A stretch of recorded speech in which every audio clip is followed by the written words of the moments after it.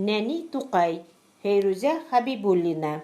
Жир өҫтөнә шаулы яҙлар килеп, сулар ташығанда йылғада, Ҡушлауышты Татар ауылында Нәни Туҡай килгән донъяға.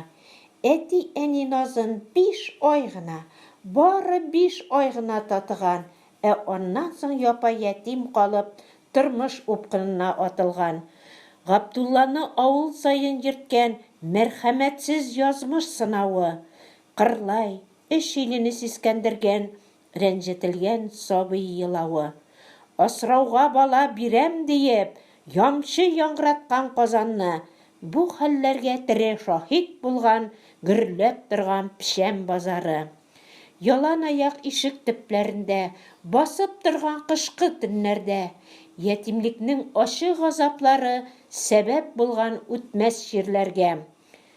Ҡысҡа ғына ғүмер ағымында күпме әсәр яҙып ҡалдырған, баласаҡтан йөрәкләрҙә ҡалған, шүрәлеләр йөргән ҡар урман. Су анасы килә күҙ алдына, ҡулларында алтын тарағы, күшер ҡуа кебек бар атларын, тиҙерәк күрер эшен Ҡазанны. Таң атҡанда сүнгән йылдыз кебек, сүнсәң дә син тормош күгендә, энҗе бөртөгөҙәй ҡәҙерле син, Туҡайыбыҙ менә бүген дә.